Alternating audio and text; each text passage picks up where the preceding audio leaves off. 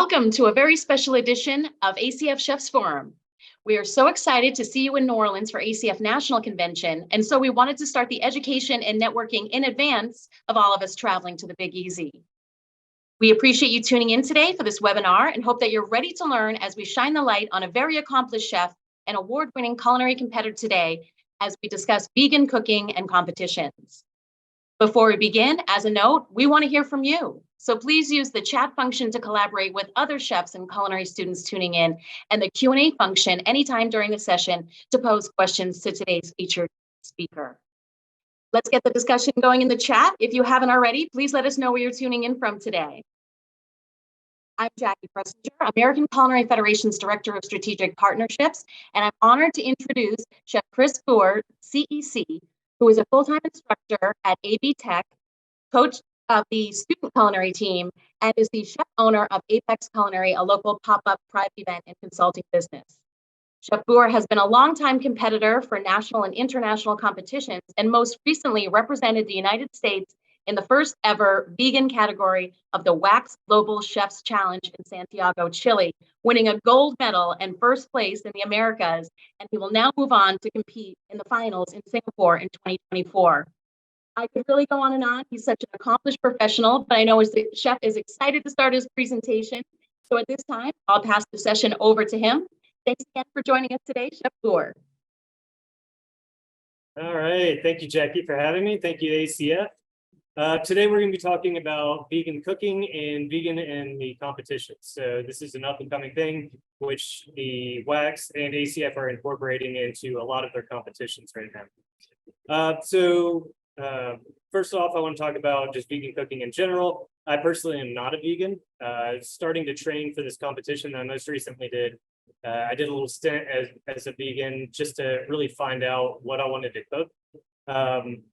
The main reason I did this is because I've always had to do vegan cooking for a guest coming in and doing a quick adjustment on the fly, and it was always okay. And I really wanted to do something that's amazing. When I eat food, I want to have everybody be like, wow, I love that, not just that's an acceptable byproduct of something.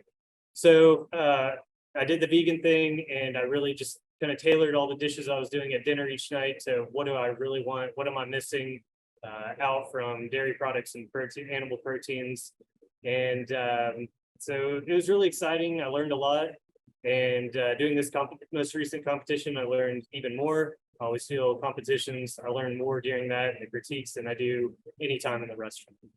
So as we go along today, if anybody has any questions, you can share them with Jackie, and then we'll send them. I like to kind of talk as we go along instead of just staring at a screen for an hour. So feel free to ask me anything about vegan cooking, but more importantly, a lot of the focus today is going to be on the vegan competitions and the international standards right now.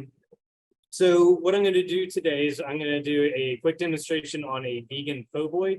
So getting ready to gear up for New Orleans and the national convention. I'm taking a student team and a student chef a year down to compete for the national championship. So first thing I thought about was getting a po' boy when I get there. So I'm going to do a vegan version for you today. So this one's really cool. We do it in a class that I teach during the summer called Therapeutic Cuisine. So this class focuses on a different prescribed or lifestyle diet each week. Then we cover vegan, vegetarian, plant-based, lacto-ovo, all sorts of things. So this is one of the ones that we do in class. So we're going to tie that into it. If anybody is coming to the national convention, I hope to see you there. We will share my email. If you're not going, I'm happy to answer any questions after this webinar or through email or just to create a contact with you. So without further ado, I'm going to switch my camera down to my demo station and we will get started.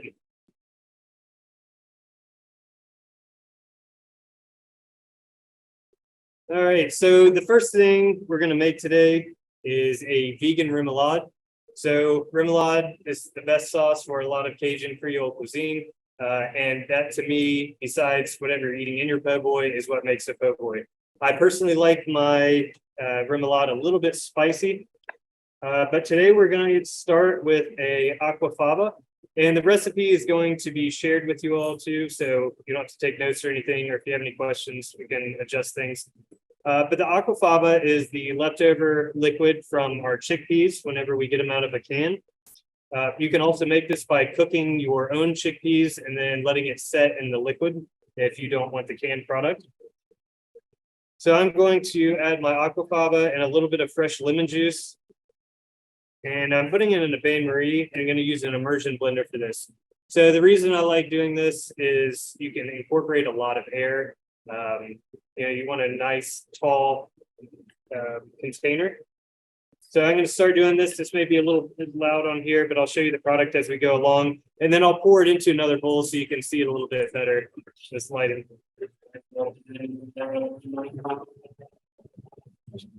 So even just a little bit, you can see how much this foams up.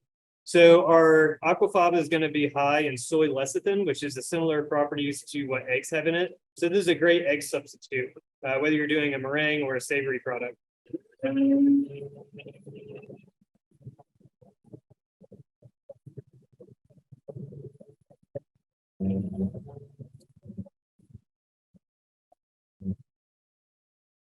Now through this process, I'm tilting the bowl because I do want air. If you stick it straight in, you're mixing it, but you're not incorporating as much air.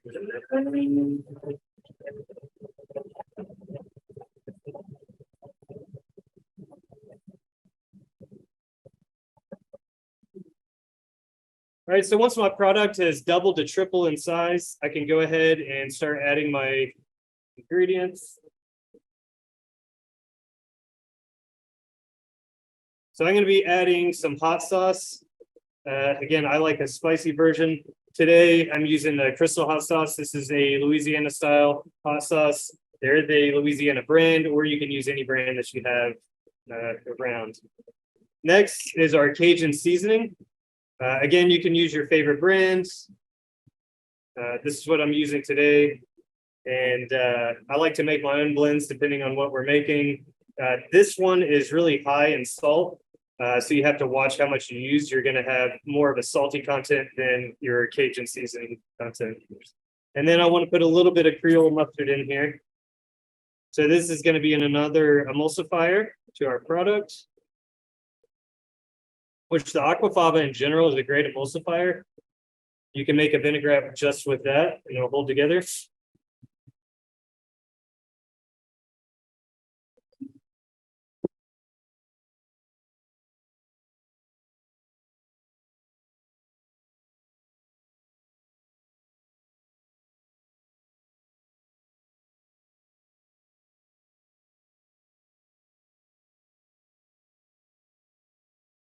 All right, and now we're going to start to add our oil. And just as we would be doing a mayonnaise, we're just going to add a little bit at a time and then continue on, and it's going to thicken as we add it.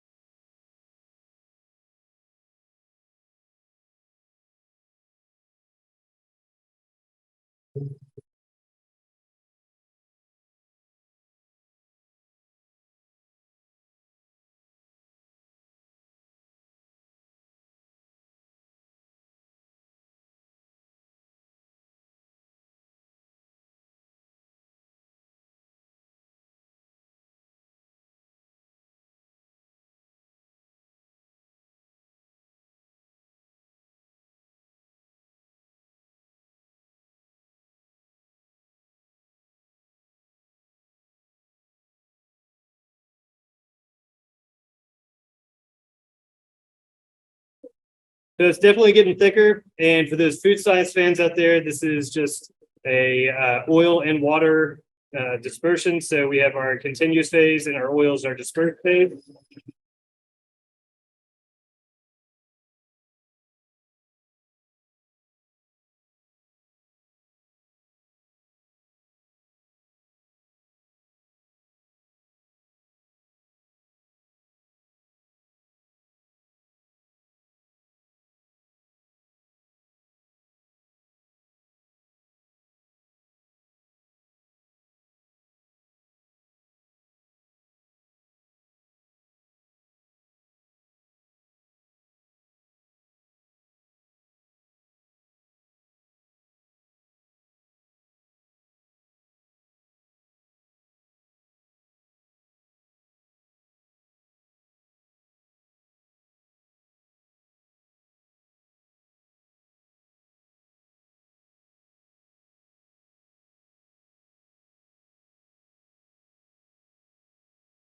Yeah, we're just about done. Get this emulsified.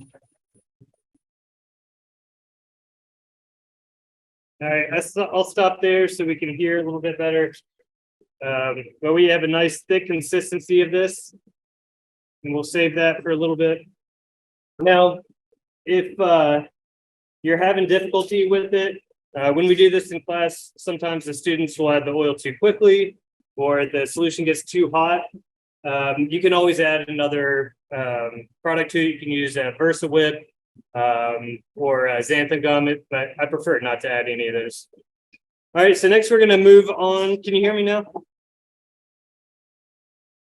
Yes, Okay. So we're going to move on to our breading product. So what I have here is some extra firm tofu, and I've pressed this for about an hour. I just wrapped up some spoons and some plastic wrap. And we just want to remove a lot of the excess moisture.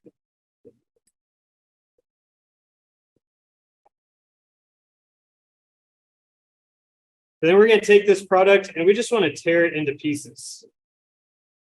So I like a natural piece, almost about the size of an oyster that you'd be getting in a po' boy. And I like to do them a little bit larger because as you do this, they kind of break down.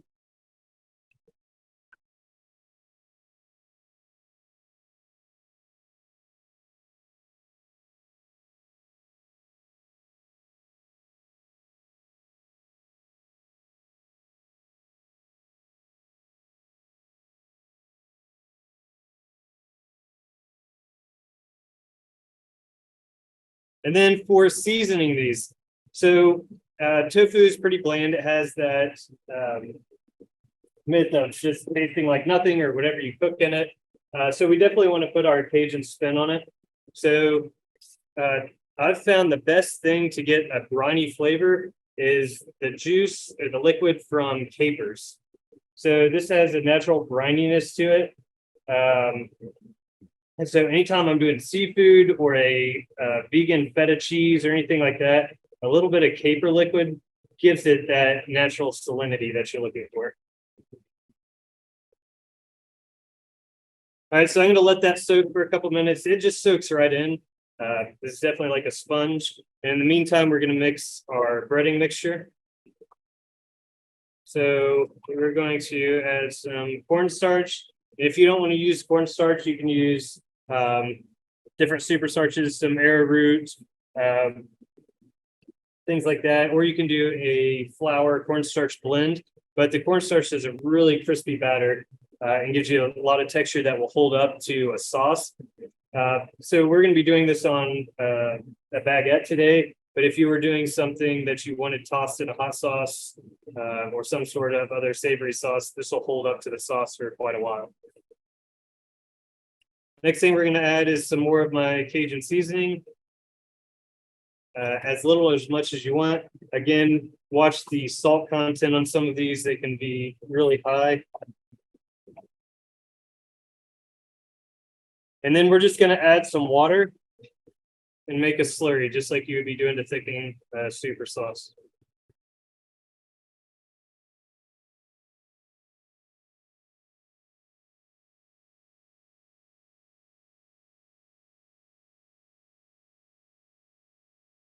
So again, if you're doing something besides Cajun Creole, you can make this yours. If we're doing our Nashville hot, you can use your special spice blend for that and do a Nashville hot chicken, which is one of my another favorites to do with these. All right, so once we have that mixed up, we're just going to pour that over our tofu.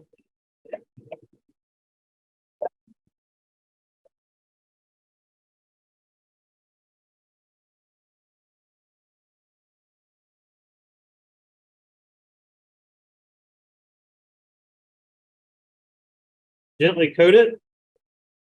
And then we're going to add another layer of texture.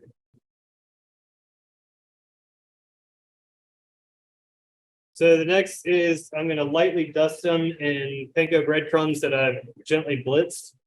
I don't like to single-handedly dredge all these. The cornstarch makes a nice layer, and then this adds some crispy element to it too. So I'm just gonna toss them on top and then toss it with the spoon for a minute.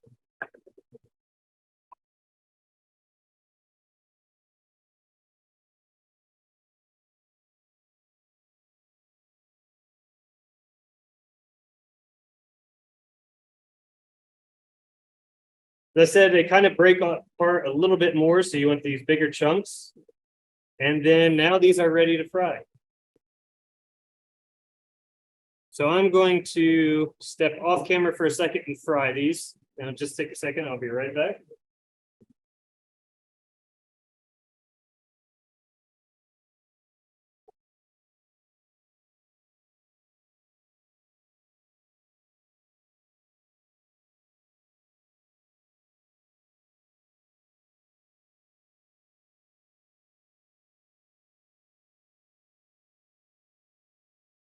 So these only take a couple minutes to fry. We're just getting the outside nice and golden. So we can go ahead and get our sandwich ready.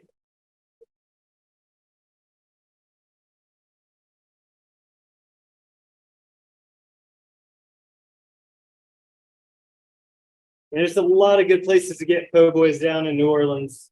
A couple of my favorites. Actually, I like to just drive along till I see a little corner gas station with some bars on the window and a little diner in the back.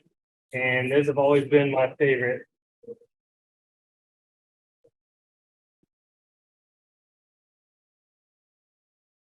All right, so we have a fresh baguette here, and we just want to make sure that you're using a bread that is vegan, which these are just salt, flour, yeast, water. That's all you need to make a delicious baguette. Then our toppings, we're going pretty traditional. Some iceberg lettuce. If you talk to people in New Orleans, there's no other lettuce for a po' boy but your iceberg. Some tomato, fresh tomato, some pickles, and then again, I like to toss mine in a little bit more hot sauce because I like some heat with mine. All right, so these are about done. I'm going to go grab them and bring them back over.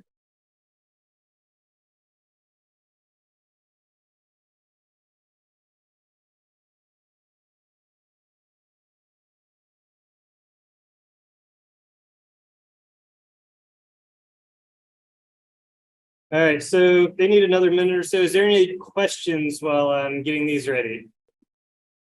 We do have several. I'll just grab one of them out right now. Okay. Let me see. They are, and this may come up in your PowerPoint, so if it does, we can go to the next one. But they're asking, what are your advice or tips for those who haven't yet competed and hope to start their competitions? Yeah, so I'll be going over several competition guidelines and tips, but the best thing is just to get out and do it. So number one, if you can find a mentor or somebody who's competed before, that's the best step. There's a lot of chefs that are willing to talk to you and give you a lot of advice, but just doing it. Again, I've learned more doing these competitions than I could ever learn by reading a textbook or seeing something in a classroom. There's a lot of unwritten rules to competition that you just learn by experience, and it improves your skill in the kitchen. It improves your organization as a person. It's a great thing, but there's definitely a lot of mentors out there that can help you get started.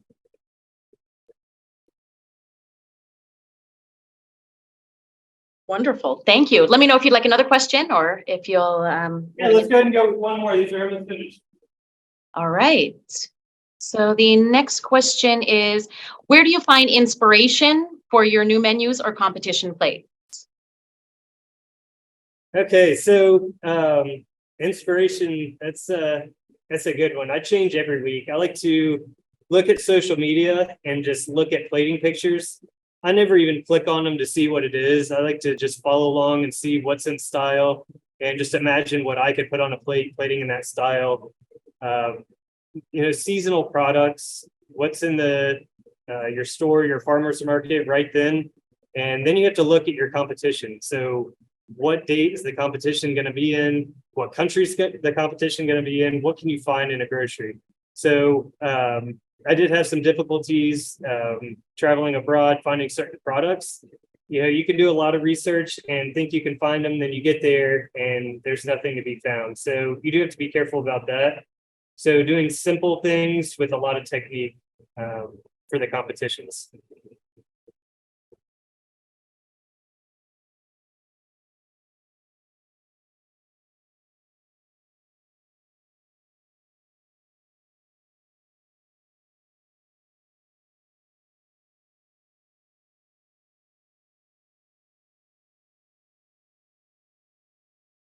All right.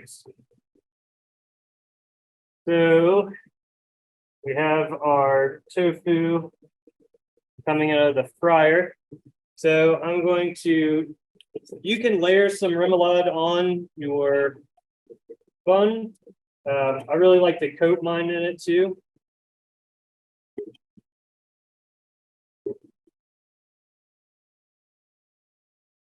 We'll start with a layer, and then I'm going to toss this in a bowl side here.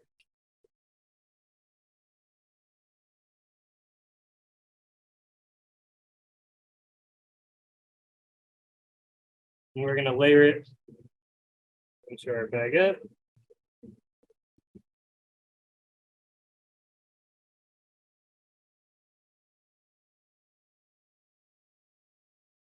Our toppings, you can slide them in. You can build the toppings first. I like to have my protein on the bottom and then slide these in. And I like lots of pickles and finish with extra hot sauce. Again, you can serve these open face. You can cut all the way through. I like about halfway, and then all your toppings will hold in almost like a taco. And I'm definitely going to throw on some more hot sauce for this. So my students know I love heat, acid, and salt. So this is our vegan po' boy. That is what I'm going to be enjoying after our webinar. All right.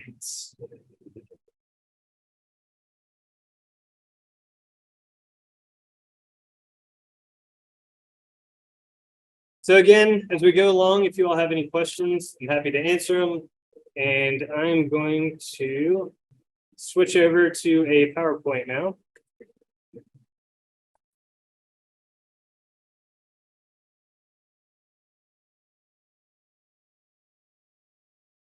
Okay.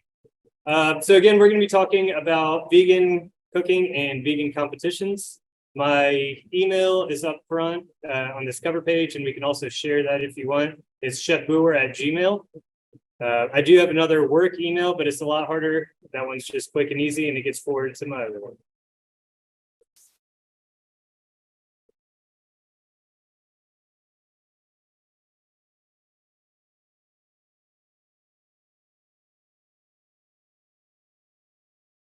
All right, so first thing I want to talk about are the new competitions. So ACF and WACS have incorporated a lot of vegan competitions into their everyday or their giant competition. So the first one that I saw through ACF, and it's been about 4 or 5 years ago at the Culinary Classic, was the Lacto Ovo. And this was a cold platter competition, but using no animal proteins. The only thing you could use was dairy products and eggs. So that was kind of the first step into this. And WACS has been really building this throughout the last couple of years. So currently this year, which if you go watch the competitions, you can come and see our student team or student chefs. But the senior chef of the year is going to be cooking a vegan appetizer. So that was one of ACF's big steps in moving towards this. Most recently at the Culinary World Cup in Luxembourg, the chef table, the intermediate course had to be vegan, their appetizer course. The junior team had to do a plant-based. The Restaurants of Nation had to do an appetizer. So they're incorporating at least one course being vegan, and they're working towards more. The competition that I'm competing in, I just won the semifinals, and for the finals, it's going to be a 4-hour competition. I get a commis, and I have to present a cold or warm appetizer, a main course, and a dessert. So all these competitions, they're introducing the vegan one at a time, and the plan is to get either whole competitions vegan, which they're doing with the World Chef Challenge, or whole categories for them. Also to mention, Chef Riley won the senior chef, so he'll be competing and representing the United States and ACF in Singapore with me.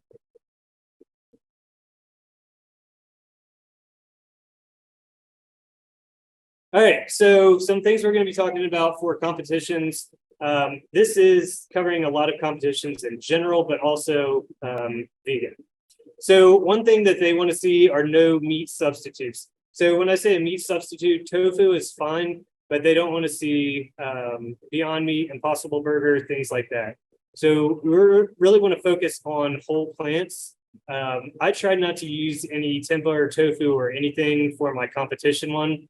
It fit into what we were doing for the demo today, but you know, a lot of competitors, I saw a lot of that stuff.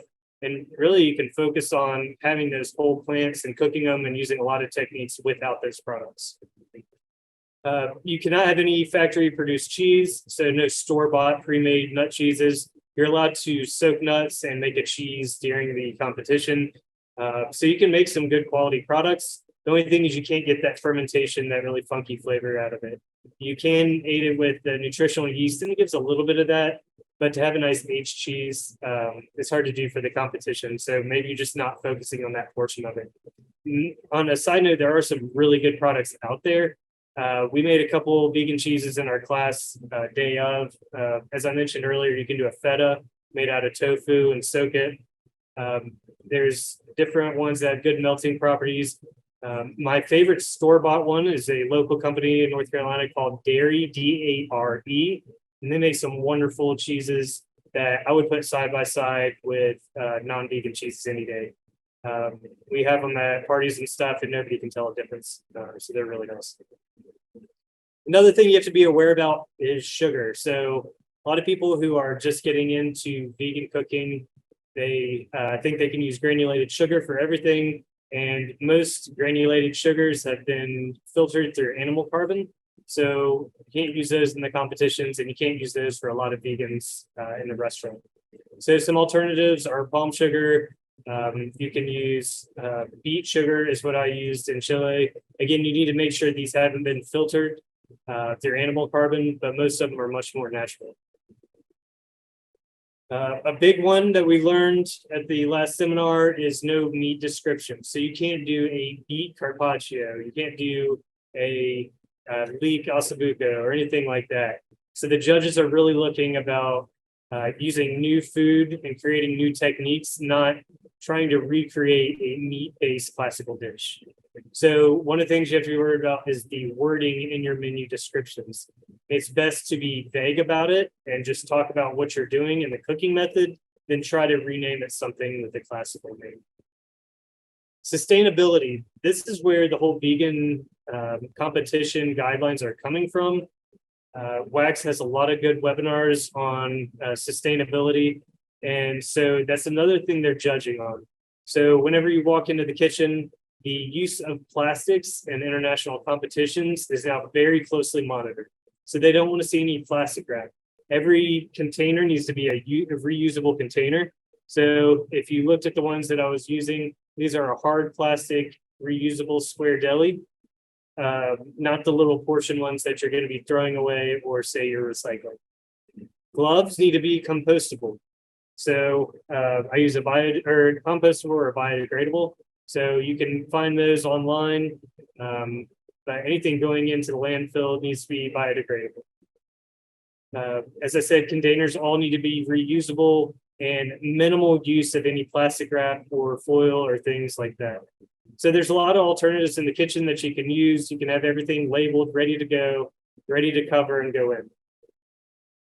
Another thing that judges like to see is a HACCP plan and temps.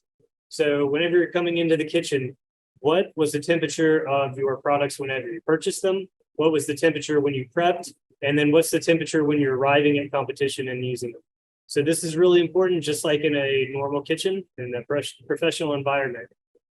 Keeping track of those temperatures and making sure all the food's safe for everybody. Also, whenever you're cooking and serving food, what are the temperatures of those foods? So if I'm serving, whether it's a vegan competition and serving a hot sauce or a product, or it's a regular competition and I'm serving a rack of lamb, you need to make sure the temperature is okay for your guest. So one, a safety issue, and two, making sure your food is hot. Always remember hot food hot on a hot plate and cold food cold. Making sure to cover and label everything. So you need to go into a competition. The judges need to know you've done this competition or the practice going up to this 100 times. You should know how much leftover you have. How much does that weigh? Keep everything to a minimum. You shouldn't have tons of waste. So they say between 5 and 10% waste is what you want to look for left over. So if you're making a cake and you cut out all these shapes and then have all this trim, what is the waste? What are you going to do with that in a restaurant? Maybe it's a product where you can't cut down. So then that needs to be labeled what it's going to be used for and how it's going to be used. Another important thing is the date. So this is something new that we've been doing. What is the date of the product? Is this usable for 2 days, 4 days, a month, a week, whatever it is? You need to have that on your labels also. All right, so before we move on, I'm going to see if there's any questions about any of these topics or about some of the new international standards. Not specifically, Chef. So we have some general questions. If you'd like, I can save those till the end. Yeah, we can save those and I can always shoot back to these. Thank you.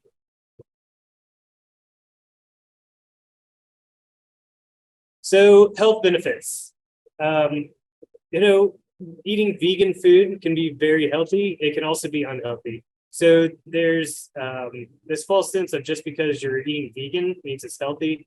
But if you're eating a lot of whole plants, legumes, and having complete diet, having your full amino acids, you can be much healthier than you can without all the animal proteins.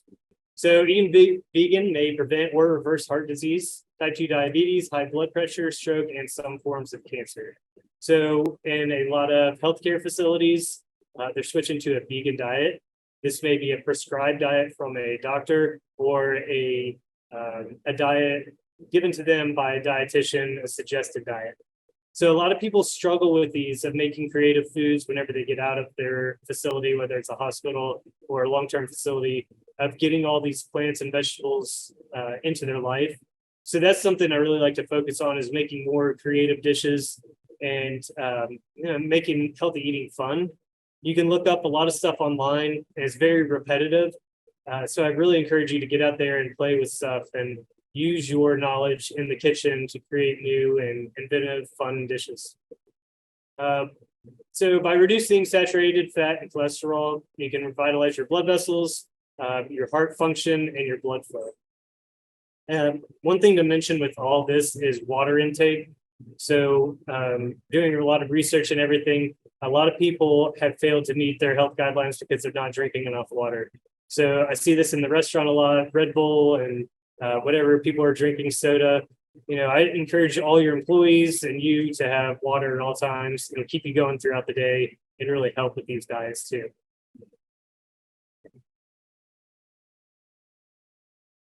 So one of the big things I want to cover are the myths. As I said, eating vegan can be really good for you, but a lot of people are like, oh, I can't do it because of this and this. So one thing is the protein thing that I heard. So I listed some foods high in protein here. A lot of soy, mung beans, legumes, beans are great. Hemp is a great one. You can use hemp milk, hemp seeds, and that's one of the highest in protein that you can find.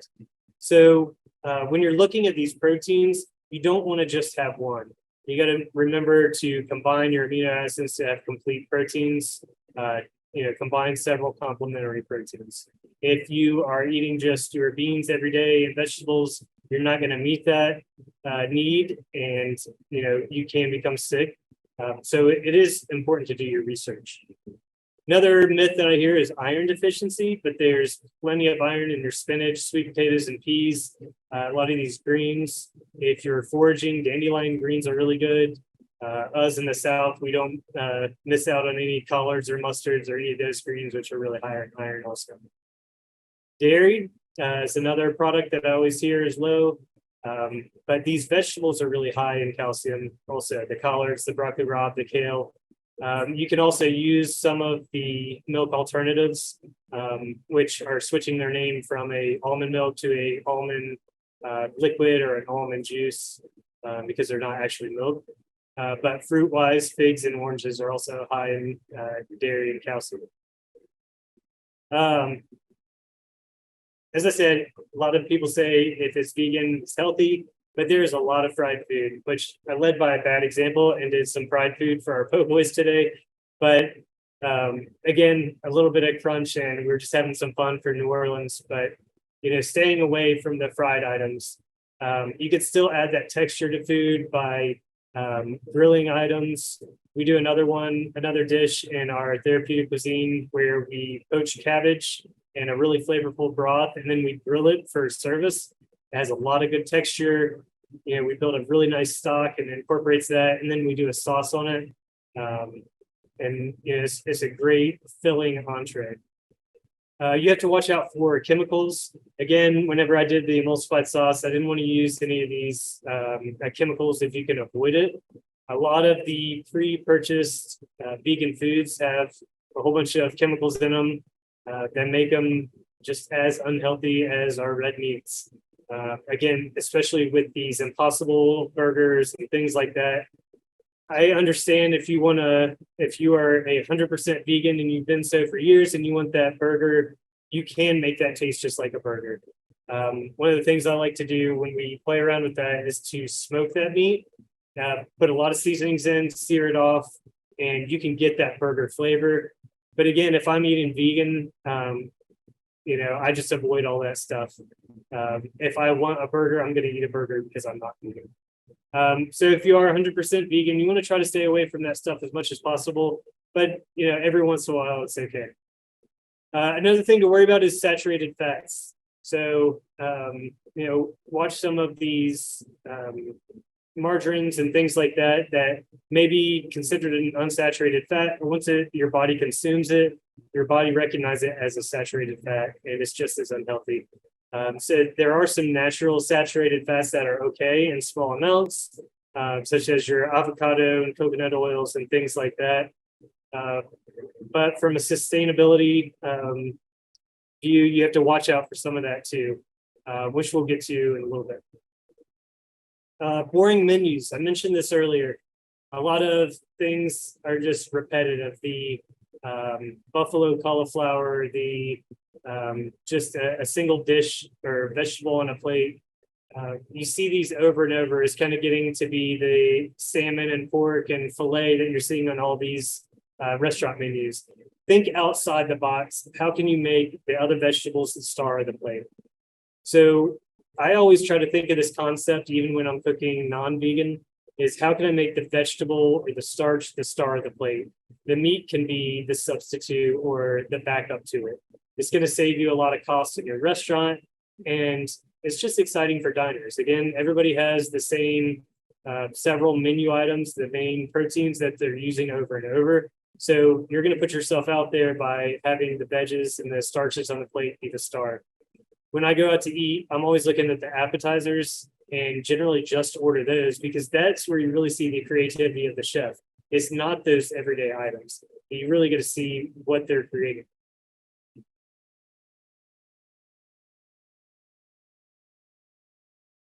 All right, so alternative milks. So this little graph shows you the emissions, land use, and water use from making dairy milks versus others.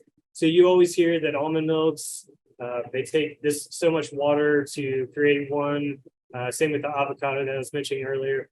There are a lot of alternative milks out there that have a lot of less emission. Soy milk is one of them. Oat milk's really good. And even these that do have a lot of the emissions and the land use and the water use, looking at this graph, you can still see it's a lot less than dairy. So meat and dairy, they consume 25% of global farmland. So by reducing our animal protein intake, we can reduce some of that farmland and some of those greenhouse emissions.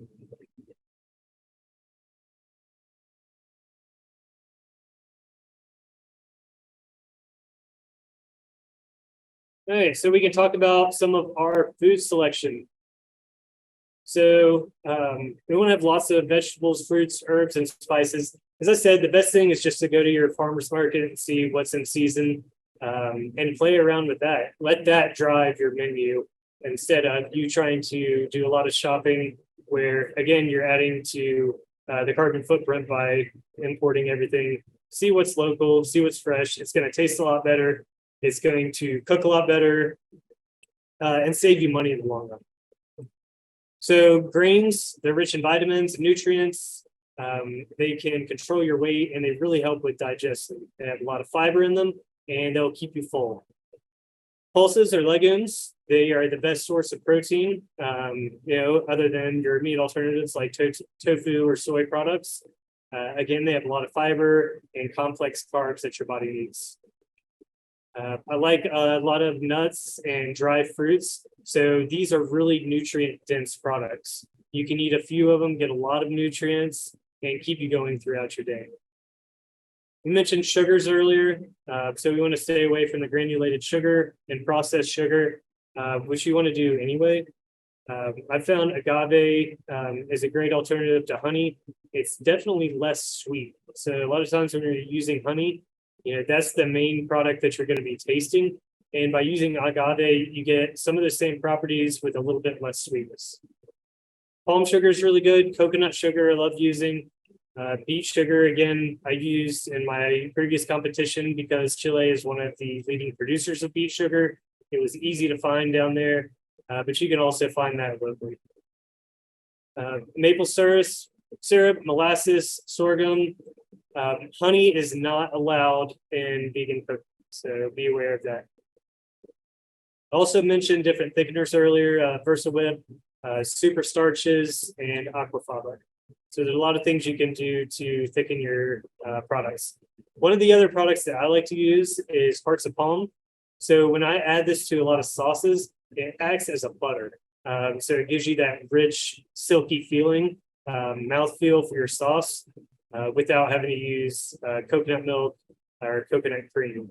So a lot of people use the coconut cream and it works really good as an alternative to a heavy cream, but it can be pretty unhealthy and it has an extreme coconut flavor to where that overtakes everything else you're tasting. So the next few slides we're going to go through are going to give you some ideas of protein sources, iron sources, etc. Just to get your mind thinking of how to make a complete dish. So what I'll do when I'm creating a dish like this is I'll go through and make sure I'm hitting my guidelines. So there are some nutritional guidelines you have to hit. We're looking at 45 to 65 grams of protein to get you through the day. So that can be difficult. When you're thinking about that, on a plate, that's going to be 2 to 3 cups of broccoli and a couple cups of black beans, for instance.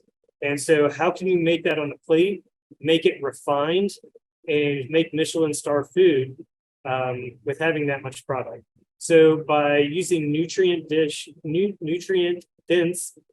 items, you can create some of that and have some cool things.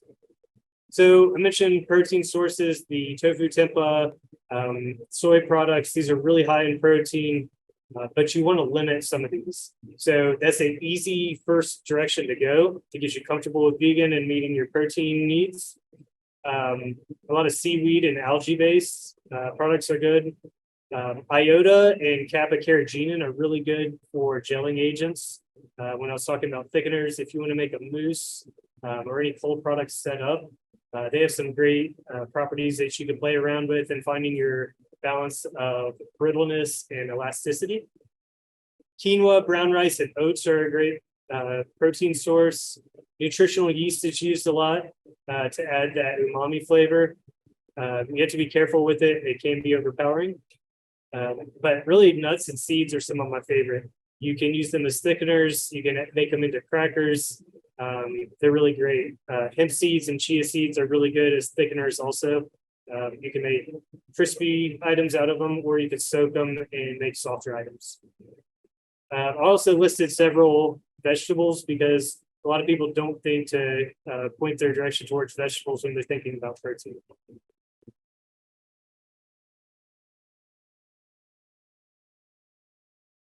Yeah, get back here.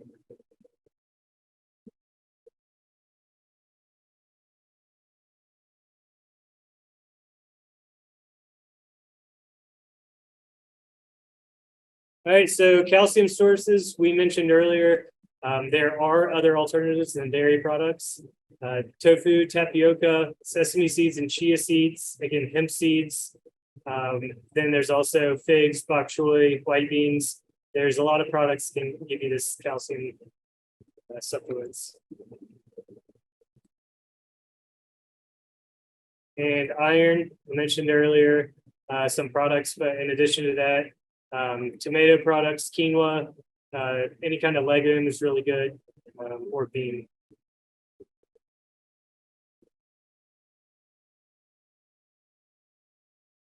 All right, so this is the vegan po' boy that we made earlier.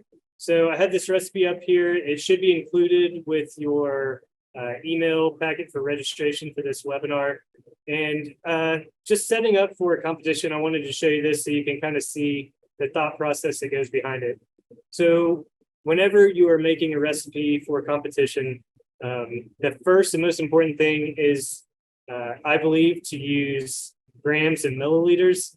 The metric system is much easier to convert your recipes.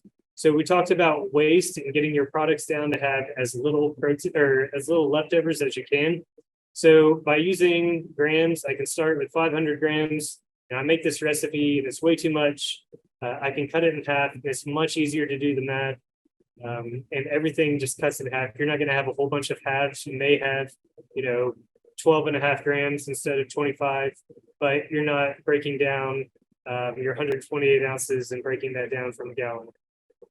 So I like to use the metric system, get your grams, milliliters, everything's labeled that way. And again, we're using international standards. So yes, as ACF, you can use standard measurements and they're not going to have any issue with it.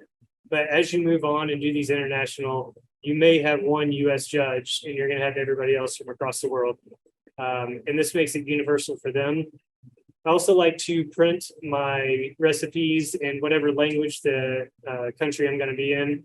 So if I'm going to Chile, I'm going to have this recipe and I'm going to have a Spanish version of it. So find somebody who knows that language. The English is the official language for WACS competitions, but again, it might be a lot easier for your judge to read in their standard language than having to translate and figure out what you're talking about. We talked about the deli containers, reading your recipe through and having everything in the order you need it. So whenever I set up my carts, you never need a recipe again. We all know how to cook. If there's students listening out there, I know you might be using a lot of recipes to get you through these, but as you make the recipes in the restaurant or in a competition, if you have everything in the order you need it on your cart or in your prep area, you're not going to have an issue. It goes one ingredient to the next, and you know how to cook. We've been doing that. And then you're not forgetting anything. If you're reading a recipe, you might be making something, then going back, you forgot an ingredient, but if it's all there in front of you in the order you need it, it's going to solve a lot of problems. All right. So we have about 10 minutes left. We'd like to open it up to questions and talk about whatever you would like. Well, wonderful. Wow, great information, Chef. Definitely looks like you've inspired some potential new competitors during this presentation as well. So we do have some questions. One of them is, what are some of the challenges in the vegan competition that you may not have anticipated? For example, were you able to travel internationally with your produce? Yeah, that was a big thing. So traveling to Chile, you cannot bring any agricultural product into the country. So as I mentioned, it's really important to do your research and see what kind of produce you can get there. Now, certain competitions, the organizer will give you a memo saying this chef is competing in this competition. They maybe bring products into the country, but that's not a guarantee that they'll accept it through customs. The custom agents are not involved with that competition. Their job is to protect anything they, from coming in their country that could be detrimental. So a lot of seeds, produce, anything like that, they're not going to let through anyway. So when you're planning your menu, do your research, see what you can find in that country. You can bring a lot of spices and things like that through, but again, they may say, hey, that's from a seed or from a certain plant, and we don't want that in the country. And you just have to be prepared for that. So make sure you pack extra containers, make sure you have sources to get your products. But yeah, some of the hiccups I ran into traveling with products, one, weight requirements. You're traveling halfway across the world, and most airlines, you can only take up to 50 pounds for a checked baggage. And a lot of them will have a 2 baggage limit. Depending on what country you're going to, some of them are even a 1 baggage limit. So really paring your equipment down. How light can you get these pans, and how small of a pan can you use to get your product? So product selection, your menu kind of rolls with that too. What kind of equipment do you have to get that product or that stuff done? I had 2 checked bags and 1 carry-on bag, and my checked bags were 49.95 pounds each. I weighed them before I left.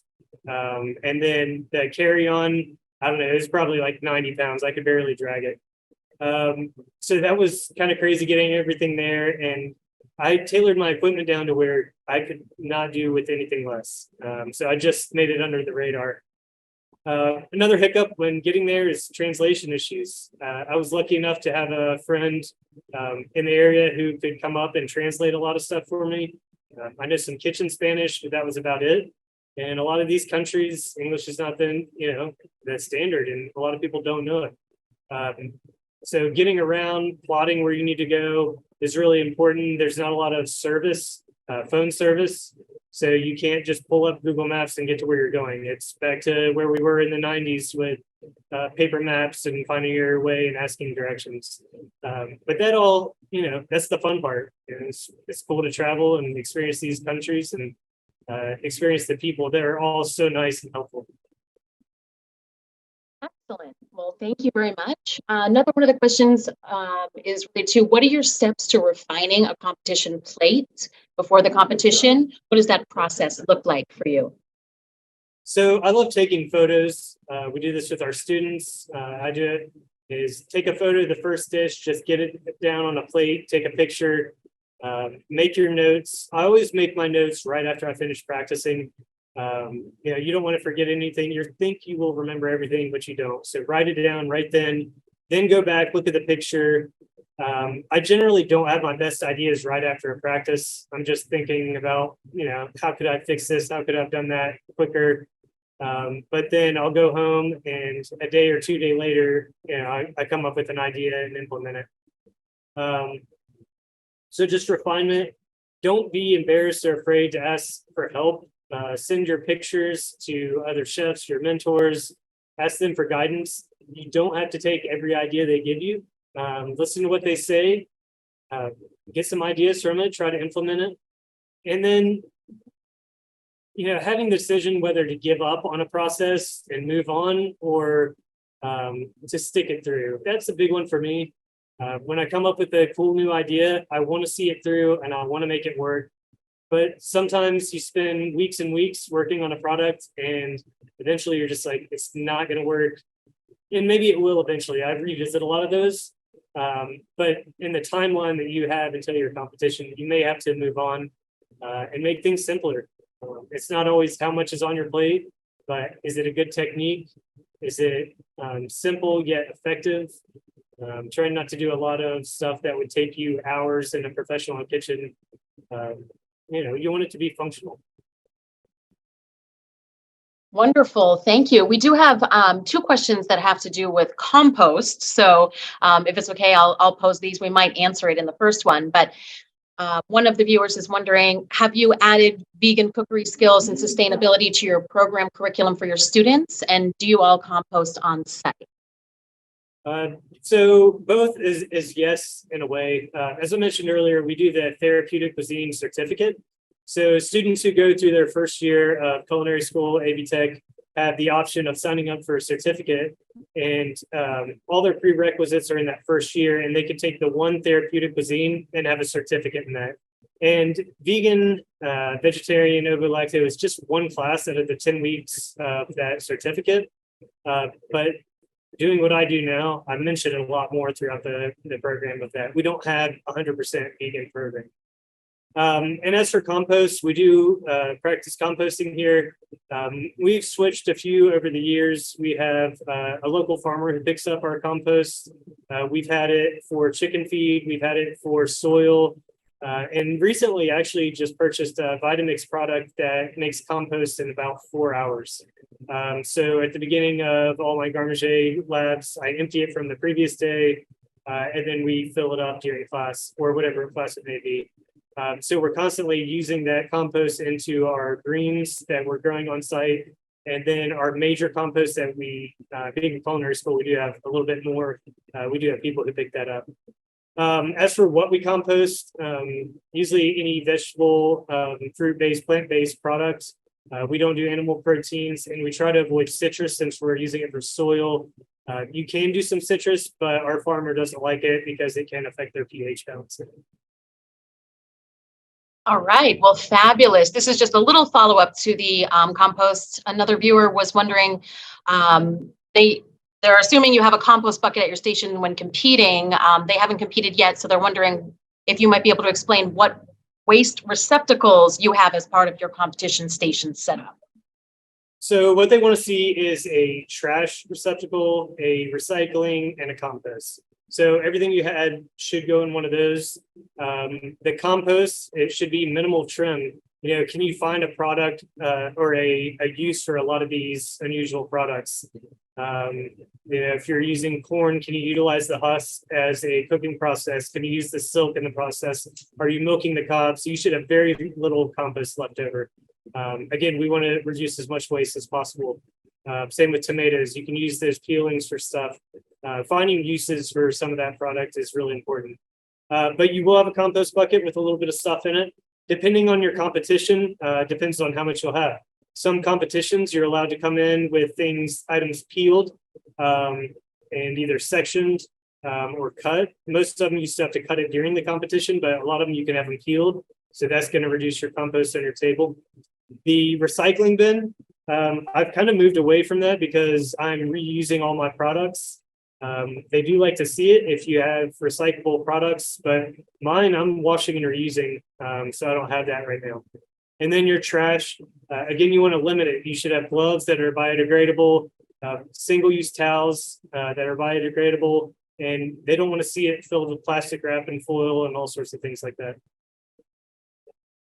All right, well, Chef, we could chat with you for hours and hours. This is so interesting. But as we're coming up on time, I'm wondering what final words you'd like to leave the viewers or those that are watching this recording. Well, again, I hope to see a lot of you in New Orleans. We will be competing as for the student team on Monday and our student chef of the year on Tuesday. So I'll be over there at the Noki School, which is the place for the reception. So if you see it and you want to come back, a lot of times they have shuttles or stuff going over there, but come check out the student competitors and the professional competitors. It's a great way to watch and see what the best of the best are doing before you get out there and do it yourself. Well, excellent. Thank you so much for spending your time with us today and sharing your insights and wisdom. We certainly appreciate it. And a huge round of applause as we thank Chef Bugher for this great presentation.